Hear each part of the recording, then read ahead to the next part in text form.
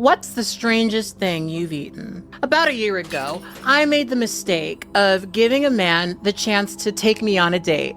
And on this date, he took me to a little Mexican bar in Silver Lake, where he invited me upstairs to try a delicacy of his own choosing. Now, I usually don't put strange things in my mouth on a first date, but I figured that I would give him the opportunity to surprise me. So he orders an appetizer, and it comes out on a little wooden plate, accompanied with a little glass of very strong liquor. And on this plate, there were various little crackers that were all multicolored and had a very unique texture. I often consider myself to be a pretty adventurous eater. I mean, I love pho. And so I thought I would be a good sport and just try it. And as I chewed on this very strangely textured cracker and slowly but surely drank my little stone glass of liqueur, I asked him what exactly I had just put in my mouth. And he told me that I had apparently just consumed a fried cricket. Suffice to say, there was no second date, and I think I'm done with men for a while now. But we're not here to talk about my poor dietary choices. We're here to talk about a rumor started by a neo-Nazi about the dietary choices of immigrants currently living in Springfield, Ohio. A racist trope that's been repeated time and time again. The idea that these immigrants who just came to the country are after your cats and dogs. A rumor that has since left the Haitian immigrant population of Springfield, Ohio, afraid for their lives. But I'm getting ahead of myself. Hi, my name is Blaque, and I like to think that I make content for introspective hot people. And if you're here, I'll assume that's you. And if you're brand new here, you know exactly what to do if this video pleases you. Click my button and join us right here on the channel. Now, I'm sure you guys know this, but during Donald Trump's recent debate with Kamala Harris, he referenced a rumor about Haitian immigrants in Springfield, Ohio, consuming cats, dogs, and other animals. What they have done to our country by allowing these millions and millions of people to come into our country. And look at what's happening to the towns all over the United States. And a lot of towns don't want to talk. It's not going to be Aurora or Springfield. A lot of towns don't want to talk about it because they're so embarrassed by it. In Springfield, they're eating the dogs, the people that came in. They're eating the cats. They're eating the pets of the people that live there. And this is what's happening in our country, and it's a shame. During the debate, he was actually fact-checked, and he was told that officials from Springfield, Ohio, have not reported any incidences of animals being abducted and used as food. I just want to clarify here. You bring up Springfield, Ohio, and ABC News did reach out to the city manager there. He told us there have been no credible reports of specific claims of pets being harmed, injured, or abused by individuals within the immigrant community. Well, I've seen people on television. Let me just say here, this is the people on television say my dog was taken and used for food. So maybe he said that, and maybe that's a good thing to say for a city manager. I'm not taking this from but television. But the people on television saying their dog was eaten by the people that went there. But Trump and J.D. Vance would actually double down on these claims and dig their heels into the ground, insisting that this is indeed a very real issue happening in Springfield, Ohio. The governor, the Republican mayor of Springfield, local and state police have all said they have no evidence that people's pets or local geese have been eaten. What are you basing those continued claims off of if they are saying they don't exist? Well, Taylor, I said from the very beginning, I'm basing them on residents who are coming to us, in some cases 911 calls, people who are telling us that they're seeing these things. And again, between the American media or between residents who are telling me through firsthand accounts of what they're seeing, I'm going to listen to the residents. Now, of course, the residents could be lying to me, but I've seen no evidence that they're lying to me. So I choose to continue to try to believe them, to try to talk to them, and to try to hear their concerns. And again, if you look at all the things the residents are telling me, they're giving 12 different examples of problems that have happened in Springfield because of an influx of 20,000 migrants. Now, part of the reason why I wanted to make this video is because years ago I made a video called The Rebranding of White Nationalism.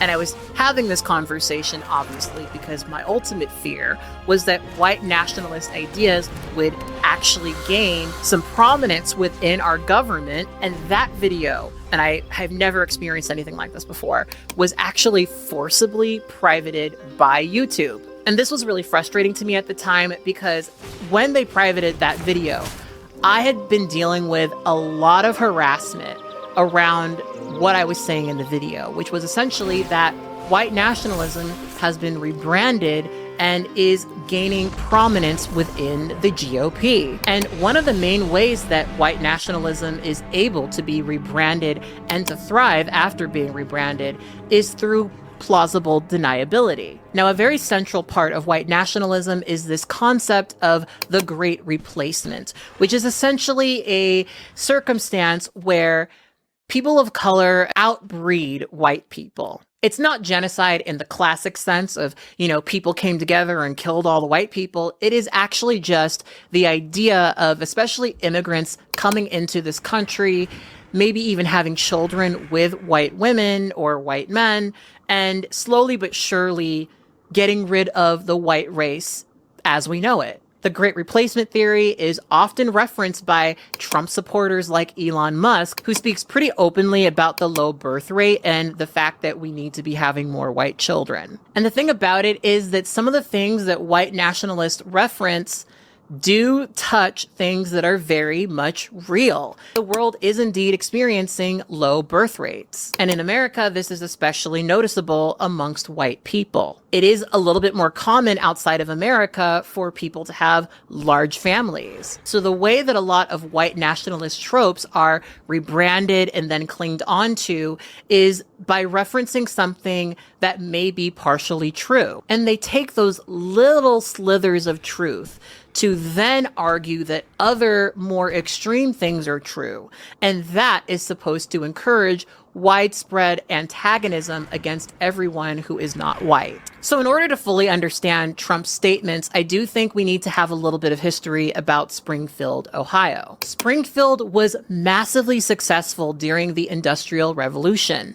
In fact, people from all around the country would come to Springfield to work within the factories. However, as those manufacturing jobs left Springfield, so did the population. And by 2011, Springfield, Ohio was listed by Gallup as the third worst city in the country for equality, health, and well-being. In response, the city started several different revitalization efforts, such as Welcome to Springfield, which primarily targeted immigrants, which encouraged them to come to Springfield in order to increase the population and also the economy. Haiti's economic situation has been a mess for quite some time. And for that reason, a lot of immigrants from Haiti have come to the United States. In the past 4 years, between 12 to 20,000 Haitian immigrants have emigrated into Springfield, Ohio, increasing its population by 20%. So naturally, there has been a period of adjustment. And Springfield's Republican Mayor, Rob Rue, has stated that Haitian immigrants are currently causing a burden on local social services. While many Springfield residents welcomed their new Haitian neighbors, there were plenty of people who felt that the new immigrants in the community have made the community less safe, especially when it comes to unlicensed drivers on the road. In 2023, an unlicensed Haitian driver crashed into a school bus, injuring several children and killing one. And this one incident led a lot of people who were already starting to feel a certain way about the new Haitian immigrants in their community to voice their complaints, to the point where it got the attention of outside interlopers who would come to Springfield, Ohio to capitalize on the increasing tension. The parents of the child who lost their life came out and said that they did not appreciate neo-Nazis using the death of their child to justify hate, but they still continued to use the incident as a way of encouraging people in the Springfield community to build up xenophobic feelings against Haitian immigrants. A year after the crash happened, neo-Nazi group Blood Tribe decided to hold a march in Springfield where they brandished weapons and openly waved Nazi flags. The leader of this neo-Nazi group went to a Springfield City Council meeting where he made the promise that as long as there's an increase of Haitian immigrants into Springfield, there will be an increased violence against them. Now, quite often when Trump complains about immigrants, he's complaining about illegal immigrants, people who came to this country already breaking the law. But the Haitian immigrants in Springfield, Ohio are here legally on temporary protected status, a status that allows them the ability to work, especially because, tale as old as time, Haitian immigrants are taking jobs that Americans do not want. These Haitian immigrants only came to this community because there were jobs there for them. But anyway, because they can't pretend that the issue is legality, because spoiler alert, it's not about that at all, but we'll get to that later, they have to fabricate these stories about immigrants eating cats and dogs, one of the most outdated tropes that has been used against multiple immigrant groups. But let's talk about how this rumor actually spread. Around the same time Blood Tribe was making their march through Springfield, there was a Facebook group called Springfield, Ohio Crime and Information. There was a post made by 4-year Springfield resident Erica Lee, who claimed that her neighbor had her cat abducted by Haitians who were apparently stringing the cat up on a tree to eat it the way that they would consume a deer. Side note, I do kind of think it's funny the lines people draw, but anyway. The post also stated that Haitian immigrants were stealing geese from a local park and also consuming them as food. It was written like a warning for people to be careful about their animals and to explicitly look out for those sneaky Haitians. As it turns out, this was a story told to Lee by her neighbor, Kimberly Newton. When reporters tracked down Kimberly Newton and asked her for more information about this, her story sort of changed a little bit.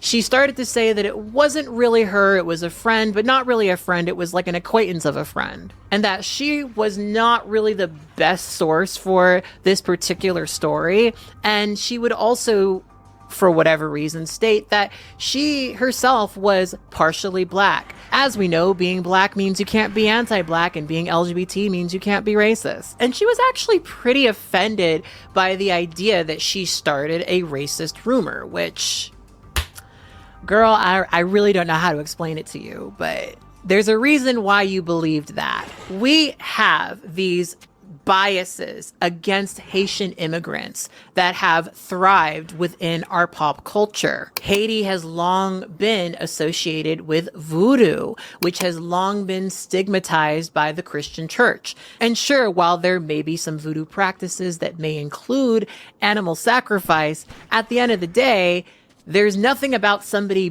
being Haitian that necessarily means they practice voodoo. And again, despite the fact that the mayor of Springfield has come out and stated that there have not been any reports of animals being abducted by Haitians who are then consuming them, Donald Trump and J.D. Vance would dig their heels into the ground and insist that this was a true story. And some supporters of Trump have taken to posting evidence online that has been easily debunked. While Facebook is definitely pretty guilty of helping to spread this rumor, X may actually be worse. An account predictably called End Wokeness posted a picture of a Black man holding several dead geese in his hands. And they made the argument that this was a photo of a Haitian immigrant in Springfield, Ohio. However, internet sleuths would discover that the picture was actually first posted to a Columbus, Ohio subreddit, and Columbus, Ohio is nowhere near Springfield. And when you look at this picture, you may be able to tell that he's Black, but you can't tell that he's a Haitian immigrant. The man who originally took the photo shared that he really regrets taking this picture. Apparently, he had just seen this man from afar and took a photo because he thought it was interesting and then posted it onto a subreddit for that reason. And it would later come out that this was actually a photo of a man working for the Ohio Division of Wildlife who was clearing these geese off of the road after they'd been hit by a car in Columbus, Ohio. And ultimately, J.D. Vance would essentially suggest that he was indeed making up these rumors in order to draw attention to what he sees as the immigrant crisis in his state. Just once and for all, you again started this in part by saying that, at which Donald Trump repeated on the debate stage, that, and he didn't say anything about the policies that you're talking about. He just said Haitians are eating dogs and cats. Can you affirmatively say now that that is a rumor that has no basis with evidence? Dana, the evidence is the first-hand account of my constituents who are telling me that this happened. And by the way, I've been trying to talk about the problems in Springfield for months, and the American media ignored it. There was a congressional hearing just last week of angel moms who lost children because Kamala Harris let criminal migrants into this country who then murdered their children. The American media totally ignored this stuff until Donald Trump and I started talking about cat memes. If I have to, but it wasn't just a meme, create stories so that the American media actually pays attention to the suffering of the American people, then that's what I'm going to do, Dana, because you guys are completely letting Kamala Harris coast. After the debate, Donald Trump would post a 911 phone call that somebody made to the Springfield police to report 4 Haitian immigrants apparently carrying ducks and putting said ducks into a gray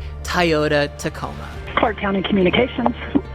Yes, ma'am. I got a question. This is a non-emergency line, correct? Yes, it is. Okay. I'm sitting here. I'm riding on the trail going to my orientation for my job today.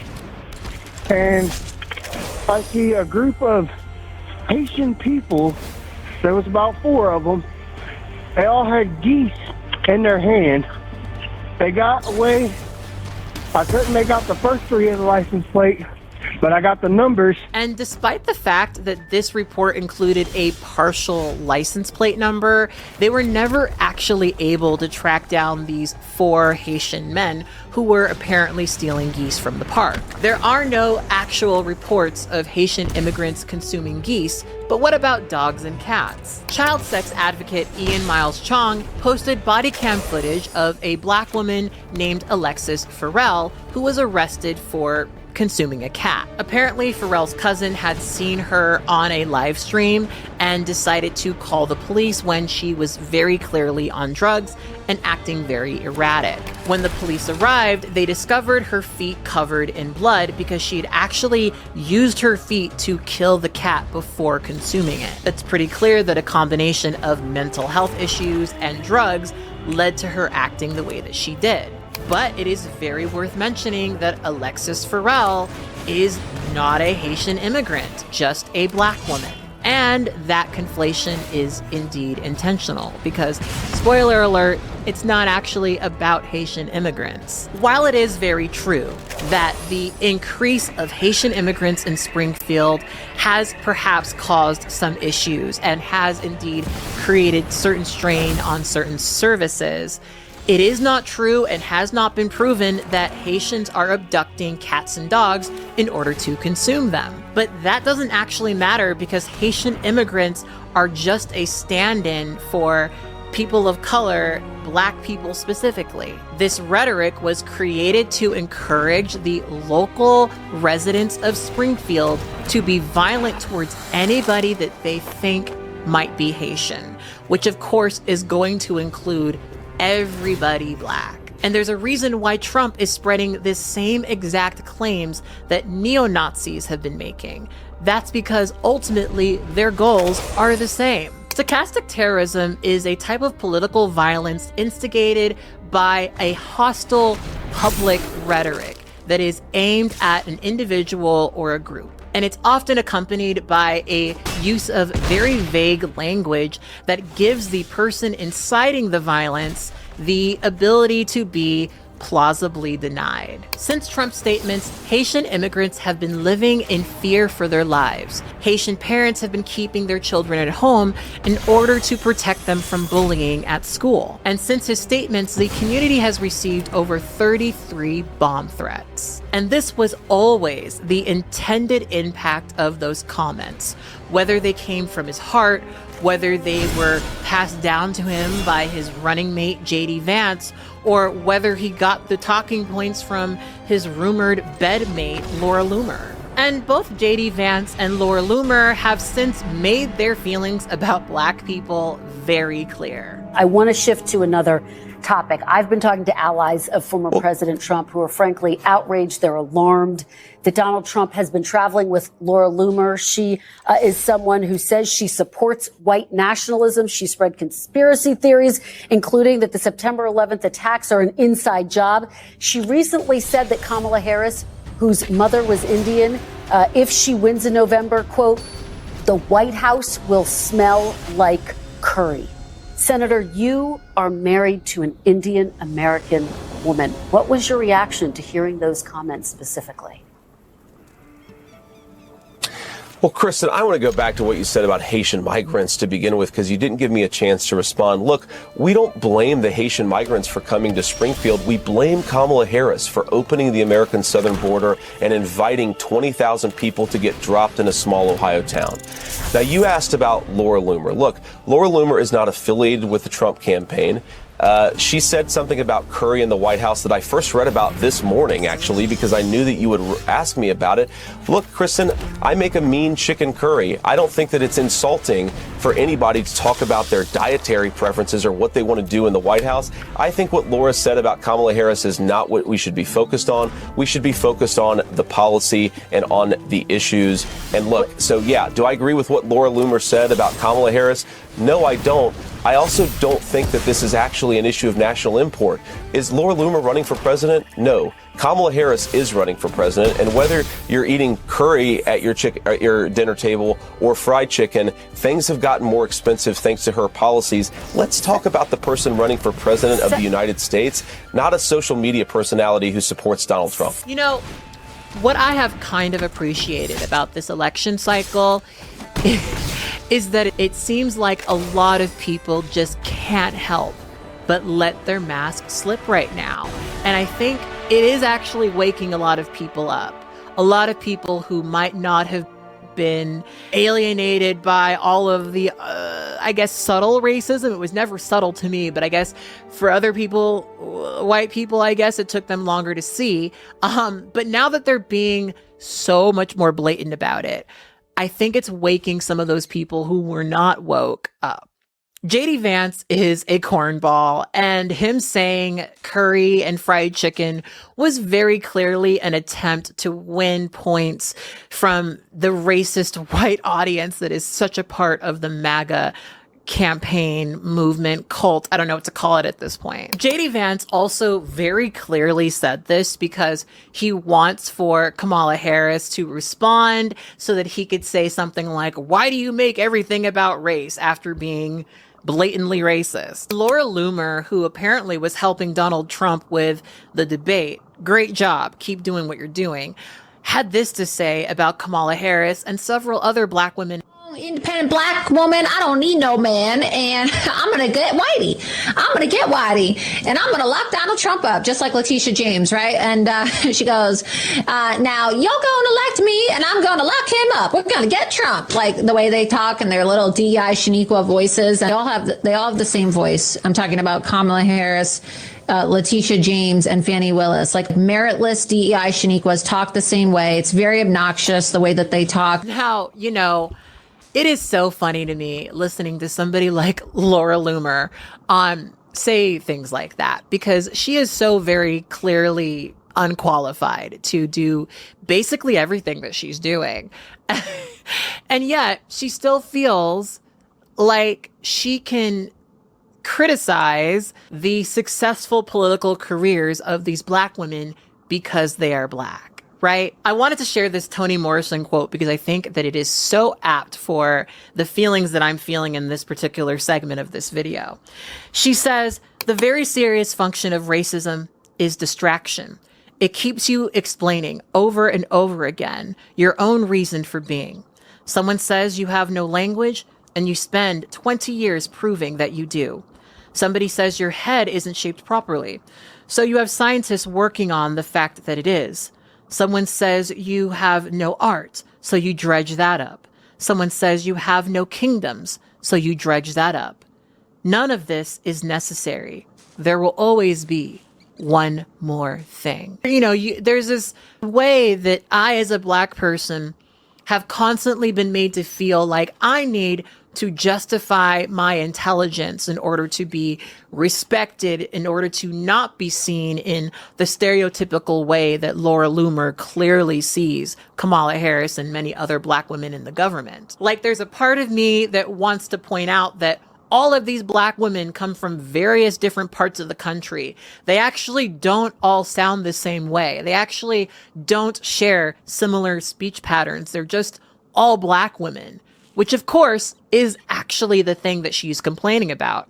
DEI might as well just be the N-word at this point, right? These people are not upset that unqualified people or illegal immigrants are in the community with them. What they're actually upset with is that they have to share community with Black people. That's what this is all about. Trying to alienate, trying to remove Black folks from these spaces, from the government, from any context where someone like Laura Loomer would have to, entertain the idea that she shares humanity with someone who is part of her species. I'm not really a fan of Kamala Harris. I'm just going to be transparent with you. I'm not, right? But to pretend that she isn't qualified, I think, is a stretch. And that's the reality of the way that these people engage and interact with Black people, right? There is not a version of a Black person that they will accept aside from the version that helps them get elected. Like slaves, these people have no problem with Black Republicans sacrificing their humanity so that they can use them for labor. Trump has demonstrably struggled to show that he has a large group of Black people who support him, but he will put Black people behind him at Trump rallies as a way of obfuscating the reality of his racism. And, I feel like ranting about this for a second because if you've followed me on here for a while, you know that when I first started talking about Donald Trump on here, I basically went out of my way to not say that Trump was a racist. And I did that because I knew that with plausible deniability and the way that this shit works, people were going to constantly argue that some of the things that he says, some of the things that he does are not actually racist. They're just X, Y, Z, Z, Y, X, right? And the reality of this is that Trump has always been a racist. Trump has always been anti-Black. Trump may tokenize certain Black people around him, but tokenizing is a form of racism. And just because a Black person is, being complimented doesn't actually mean they care about the Black person. Right. See, the harsh reality of this is that Trump could not get elected without people of color, right?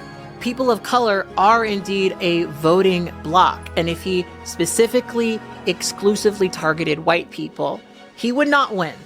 So having people of color in his campaigns, in his marches, in his meetings, at his events, right? All of this is just part of his attempt to get more votes from people who he is demonstrably not interested in serving.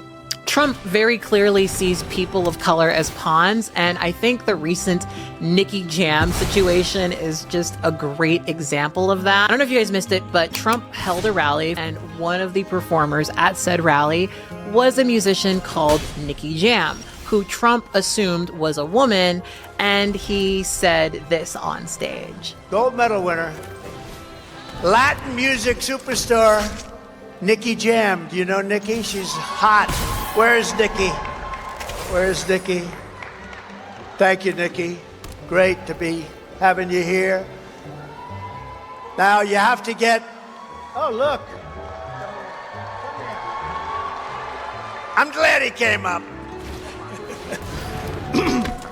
It's an honor to me. And this just shows so much, right? He has no idea who Nikki Jam is, but he assumes that he's a woman, right? And that if he's a woman, he's hot, he's sexy, and that's important for him to say, right? And doesn't that show so much about not only, I guess, Trump's lack of dedication to his Puerto Rican voter base, but also the way that women within his campaign are really only viewed as sex objects that are supposed to encourage people to vote for Donald Trump. And not that that was a mystery. You can look at almost any MAGA-centric TV show and basically piece that together. You will mostly see Trump interacting with Black celebrities. You will not see him really do a lot of direct outreach specifically to Black voters, even the ones who are eager to vote for him. And on the subject of tokenizing, J.D. Vance's wife is Indian American. Do you condemn the Proud Boys, even if it's just 12, even if it's just one marching in Springfield? Dana, I condemn all white supremacists. I'm obviously not. I'm married to a non-white person. I don't like these people, but I think that we have to keep our focus not on 12 marchers going down the street, but on the fact that thousands of residents have had their lives destroyed by Kamala Harris's policy. And I know that there's a lot of people who don't understand this, but I felt the need to talk about this because this is something I think a lot of people don't get. I used to live in a predominantly white conservative area, and I got a lot of attention from white conservative men. A lot of white conservative men fetishize the idea of a woman of color submitting to them. Usha Vance is accomplished, right? She has intelligence. And there's something that a lot of conservative men really enjoy about taking a very smart and accomplished and powerful woman and turning her into a bang maid and wife. To some white conservatives, Usha Vance represents the empowered woman who put aside all of her intelligence and accomplishment in order to perform a traditionally feminine role within her relationship. And for a lot of conservative men, that is like kryptonite. And the thing is, I didn't really start to feel like J.D. Vance was intentionally torturing his wife until I found out that she apparently is a vegetarian. And the very first stop that she made with J.D. Vance was to a butcher shop. You can't convince me that that wasn't intentional. There are so many other businesses to visit. It's pretty clear that even amongst Republican men who may, for whatever reason, admire J.D. Vance, him putting his wife in that position and essentially embarrassing her is something that they enjoy. And you might find yourself asking, why are Black Trump supporters and people like Usha Vance cozying up to people like Trump and J.D. Vance, right? And it's because by nibbling on that little bone and maybe being complicit in some damaging stuff, they gain just a little bit more proximity to whiteness in their mind, not in reality. Tokens get spent. But in the mind of a lot of people who are in that position, their position is getting them closer and closer to whiteness, which will essentially differentiate them from people within their group. And that will overtake what you and I may see as them engaging in a little bit of self-deprecation. I think the thing that's been really frustrating to me ever since Trump became a thing is how many people just refuse to acknowledge that he is a racist and has always been a racist. And I am kind of happy to see that there are more and more Republicans who are finally starting to defect from Donald Trump, recognizing that the whole thing is getting a little extreme. And I think, unfortunately, for Republicans who were hitching their wagon to Donald Trump, I don't think they're going to win this one. I really, really don't, because Donald Trump is not willing to stick to Lee Atwater's strategy. Much of Trump's initial strategy can be attributed to Republican strategist Lee Atwater. Lee Atwater became known for the Southern strategy that essentially targeted people in the South predominantly, but also in other parts of the country that are predominantly white and impoverished, and sought to capitalize on racial tensions in order to essentially pull a lot of working class people who were more typically on the Democrat side into the Republican side. And the Southern strategy was successful predominantly because it hid blatant, hateful bigotry behind dog whistles. Here's how I would approach that issue as a statistician or a political scientist, or no, as a psychologist, which I'm not, is how abstract you handle the race thing. In other words, you start out, and now y'all want to quote me. It's hard, I won't hear it. You start out in 1954 by saying nigger, nigger, nigger. By 1968, you keep saying that hurts you, it backfires. So you say stuff like forced busing, states' rights, and all that stuff. And you get so abstract now, you're talking about cutting taxes, and all of these things you're talking about are totally economic things, and the byproduct of them is blacks get hurt worse than white. And subconsciously, maybe that is part of it. I'm not saying that, but I'm saying that if it is getting that abstract and that coded, that we're doing away with the racial problem one way or the other. You follow me? Because obviously sitting around saying we want to cut taxes, we want to cut this, and we want is much more abstract than even the busing thing. And a hell of a lot more abstract than nigger niggas, you know.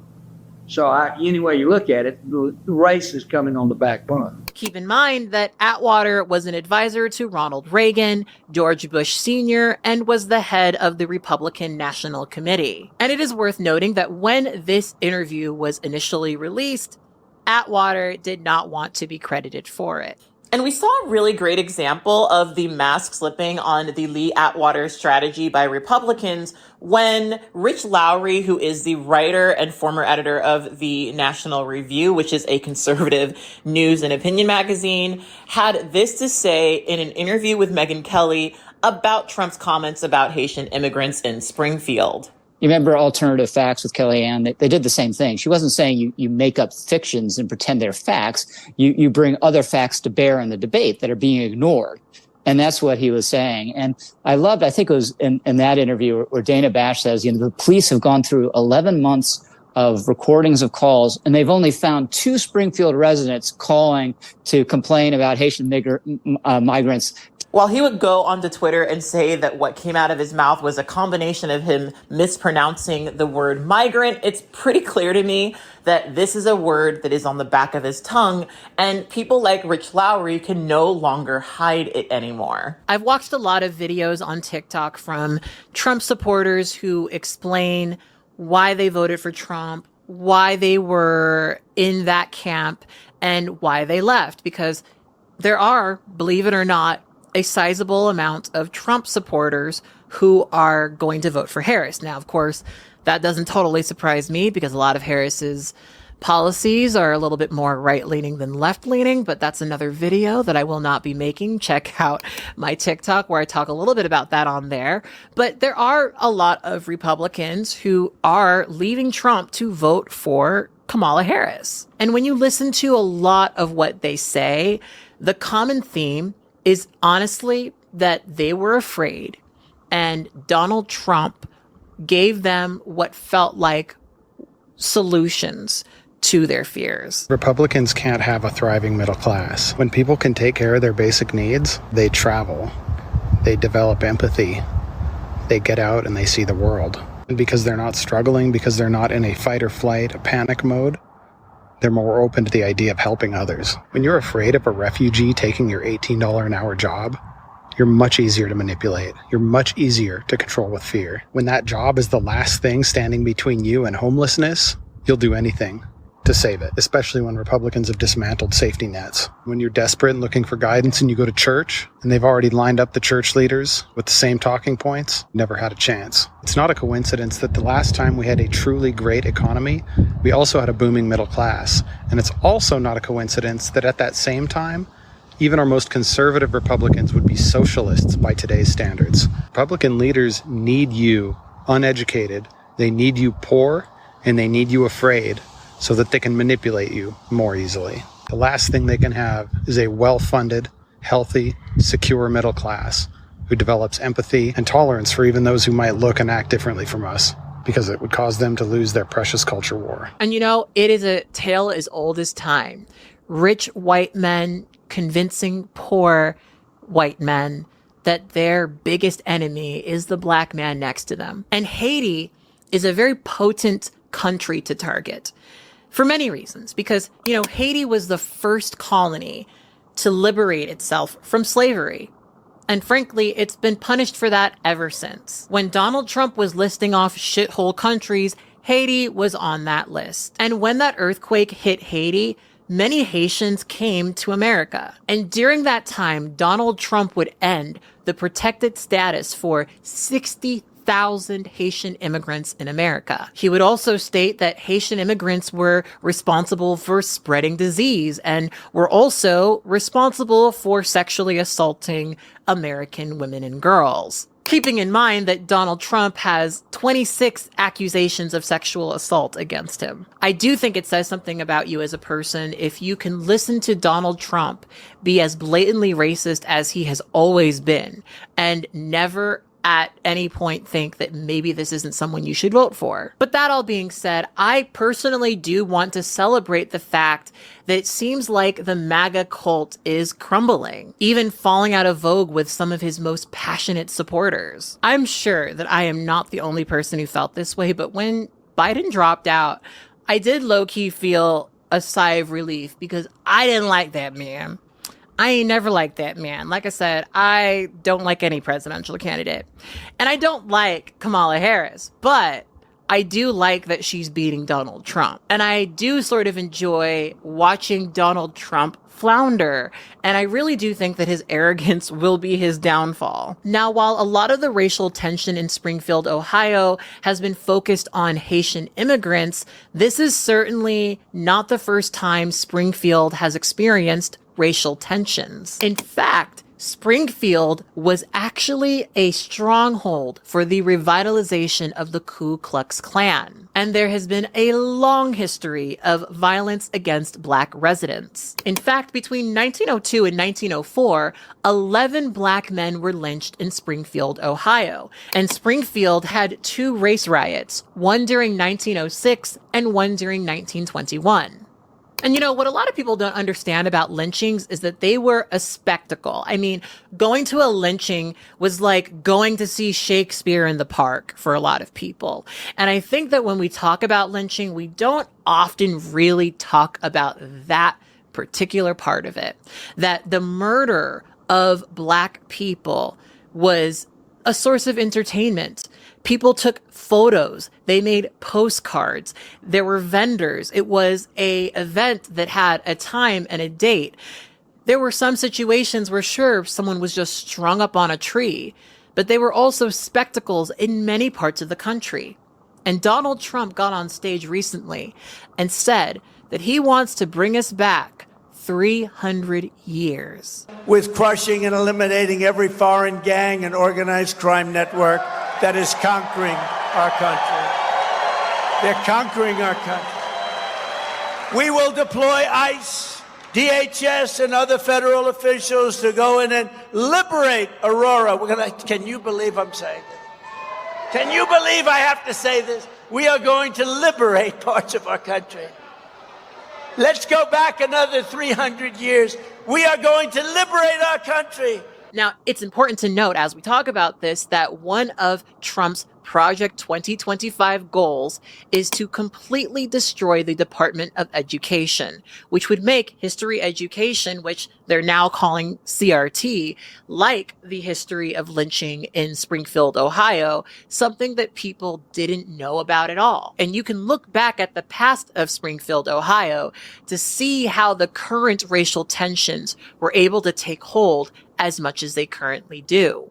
And of course, Trump is denying any involvement with Project 2025, but it's kind of hard to deny that when half of the people within Project 2025 are people that used to work for his campaign, and there's a foreword written for it by his current running mate. Trump's slogan for years has been "Make America Great Again," and he wants to bring America back to a time where apparently there were no immigrants, to this mythological purely white America that frankly never existed. He's openly fantasizing about a time where he could feasibly own a Haitian slave. The West has resented Haiti for a very, very long time for being able to liberate itself from its white colonizers. But in truth, if Haiti truly is a shithole country, it's only that way because of America's constant interference. Let's talk about the U.S. invasion and occupation of Haiti. In the early 1800s, Haiti overthrew the French in the largest slave insurrection in history. In turn, the U.S. placed a trade embargo on Haiti,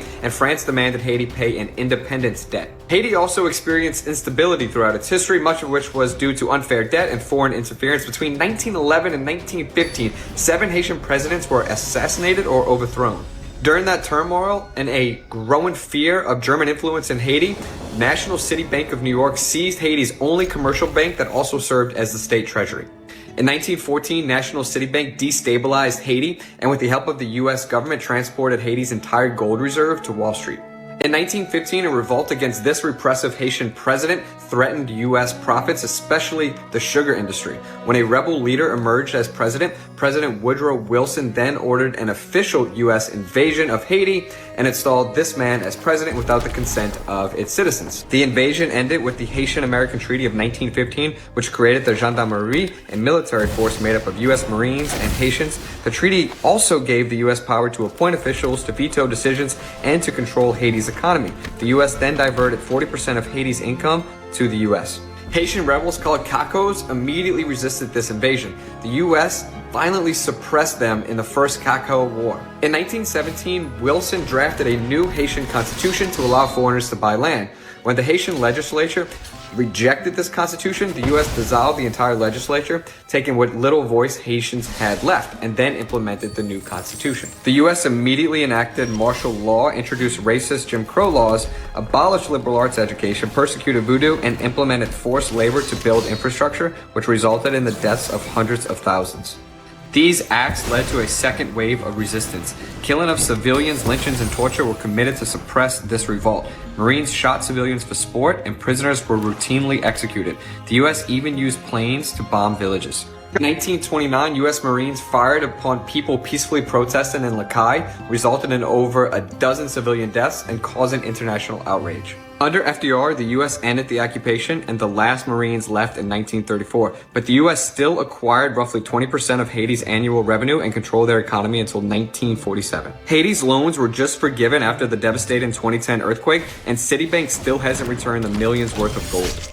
Today, Haiti is still recovering from centuries of foreign intervention, which inevitably causes migration. Because the opportunities that have been stripped from them exist here in America. Haiti is in the position that it's in right now because of the United States. What no one talks about is the fact that the countries that these immigrants often immigrant to are the ones that are responsible for destroying the country that they're coming from. And yeah, some of these immigrants come to the United States for a better life, but they're only coming here for a better life because America has removed their ability to have one in their home country. There are a lot of Haitian immigrants who would love to return to Haiti, but the political and economic situation there is so bad that out of survival, they have to live in America. They have to live in a country other than the one that they came from. And sure, there are probably a lot of Haitian immigrants who have come to America and fully want to stay in America.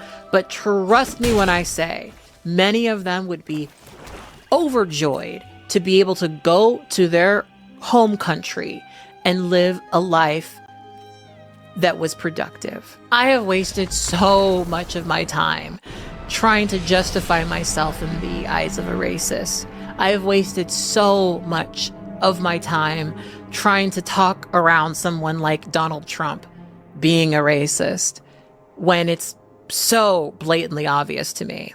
And many of you simply refuse to care about people of color enough to recognize that this rhetoric actually does get people killed.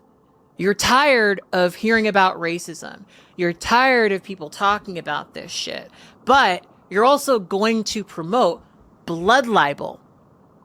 Yes, I said it. against Haitians. This is the same shit that Nazis did to Jewish people. Nazis spread rumors that Jewish people were eating babies. And that was one of the many ways that violence was justified against them.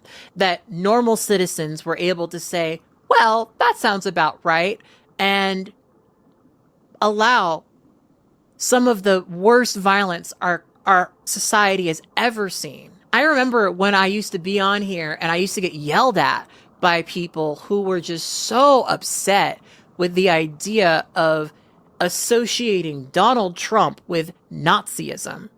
When right now, at this point in the timeline, Donald Trump is quite literally citing neo-Nazi propaganda. And I'm so tired of people acting like Trump isn't who he says he is, isn't who he's shown himself to be. Like I said, I have not been making content about this election, and that has been intentional. I'm going to be very honest with you guys and say that when I made that video years ago about the rebranding of white nationalism, and I got harassed for it and I got attacked for it, it changed me. It really did, because the process of me putting that video together was kind of traumatic. I learned things that I didn't know, frankly, that I was frankly naive about, if I'm going to be blunt with you. And to try to point this out to people at the time and get dogpiled for it and have so many people say that I was crazy, making shit up and pulling the race card and yada, yada, yada, blah, blah, blah. It discouraged me from feeling like I need to put a lot of my energy into creating this political content. Because especially being someone like myself on the internet, I'm just always going to get harassed and attacked for it, right?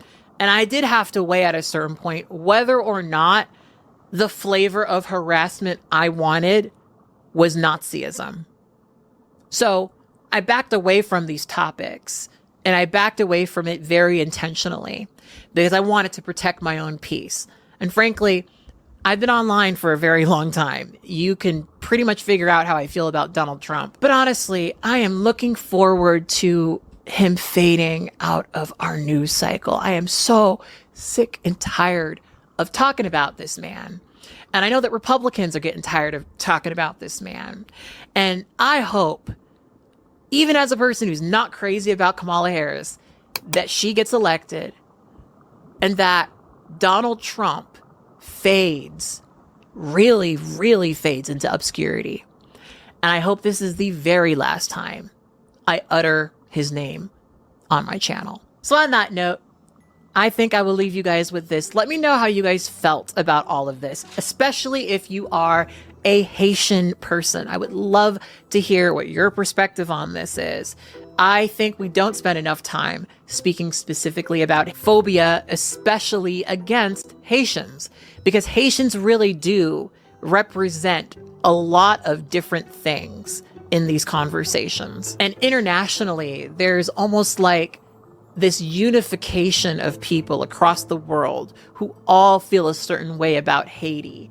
And it's impossible for me not to think about the fact that that really does relate to the fact that Black folks violently liberated themselves from slavery, and that some people are really, really afraid of that. And they're really, really, really afraid of that happening in other places. I'm looking at you, Congo. I'm looking at you, Sudan. So I'm really curious what you guys have to say. So